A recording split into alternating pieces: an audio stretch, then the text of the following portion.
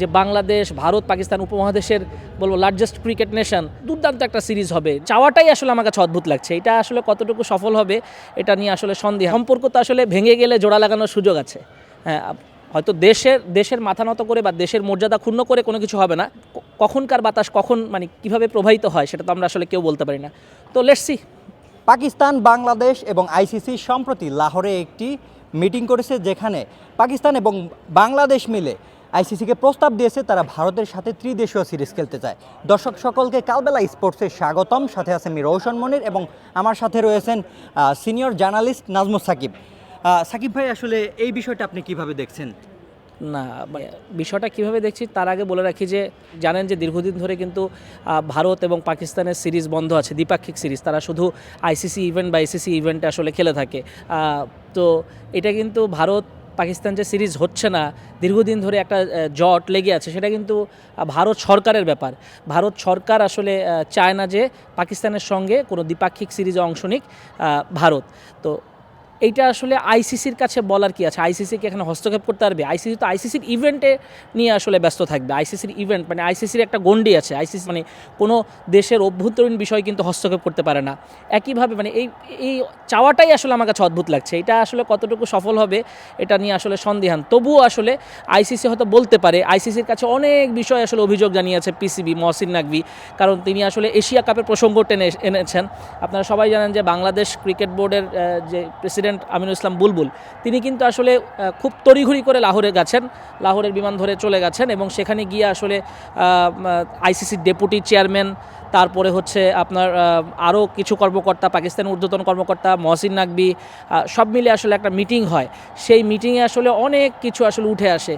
তো এশিয়া কাপে যে পাকিস্তানের মহসিন নাকভি থেকে ট্রফি নেয়নি ভারত, এখন পর্যন্ত কিন্তু এশিয়া কাপের চ্যাম্পিয়ন ভারত ট্রফি বুঝে নেয়নি। তো এই বিষয়টাকে জোরালোভাবে তিনি তুলে ধরেছেন আইসিসির কাছে এবং বলেছেন যে ভারতীয় কোনো কর্মকর্তা যদি হতো সেই ক্ষেত্রে আইসিসি কী করতো।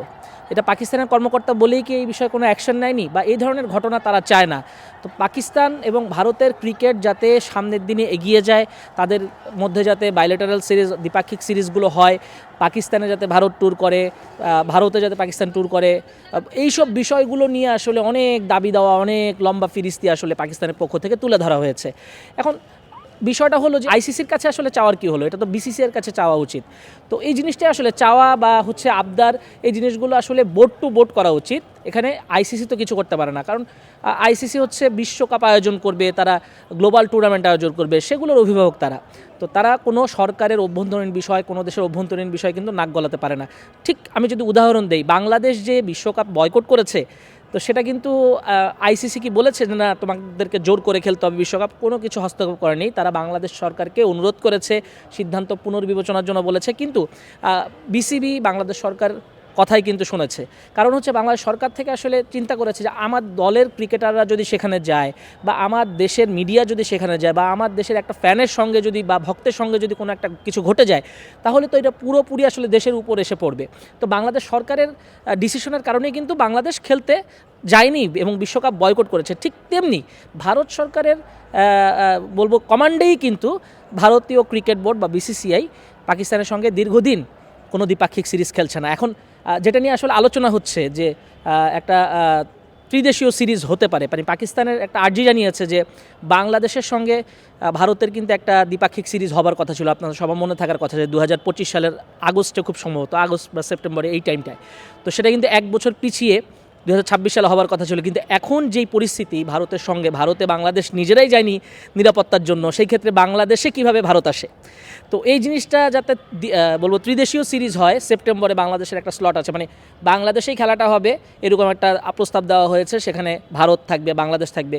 এখন 12 তারিখের নির্বাচনের পরে কি হয় প্রেক্ষাপট, সেটা হচ্ছে ভিন্ন। নতুন সরকারের সঙ্গে ভারতের কীরকম রিলেশন বিল্ড আপ হয় বা পুরনো রিলেশনটাকে আবার নতুন করে একটা বন্ধুত্বপূর্ণ সম্পর্কে আসে কি না, এই বিষয়গুলো নিয়ে ভাবার আছে। 12 তারিখের পরে দেশের ক্রিকেট প্রশাসন অনেক কিছু আসলে বদলে যাবে এবং বলবো যে ভারত, পাকিস্তান এবং বাংলাদেশ এই যে ডিসিশনটা, এই মিটিংটার ডিসিশন, সেটাও কিন্তু 12 তারিখের পরে আসতে পারে। যে পাকিস্তান ভারত যে ম্যাচটা হচ্ছে সেই জিনিসটা ফাইনালি হয়তো আইসিসির তরফ থেকে জানা যাবে 12 তারিখের পর, মানে বাংলাদেশের নির্বাচন হয়ে যাওয়ার পর।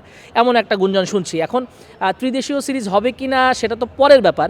যদি হয় তো খুবই ভালো, এটা তো খুবই বলবো খুব দারুণ একটা প্রস্তাব বলবো পাকিস্তান থেকে, যে বাংলাদেশ ভারত পাকিস্তান উপমহাদেশের বলবো লার্জেস্ট ক্রিকেট নেশন তারা, এবং তাদের যে ফ্যান বেস, দুর্দান্ত একটা সিরিজ হবে, নিশ্চয়ই খুব জমজমাট হবে, কিন্তু সেটা আসলে বাস্তবায়ন হবে কিভাবে? কারণ বাংলাদেশ এবং পাকিস্তান, বাংলাদেশের সঙ্গে কিন্তু এই বলবো সিরিজ খেলছে না এখন রিসেন্টলি, এবং বাংলাদেশ যেখানে নিরাপত্তা ইস্যুতে ভারত যায়নি সেখানে ভারতকে আসবে, এই পরিস্থিতি থাকলে তো আসবে না। তো সব মিলে আসলে জিনিসটা খুশি হওয়ার মতো খবর, খুব বলবো যে আবেগে ভেসে যাওয়ার কিছু নেই, কারণ এই জিনিসটা বাস্তবায়ন করতে ভারত সরকার অনুমতি লাগবে।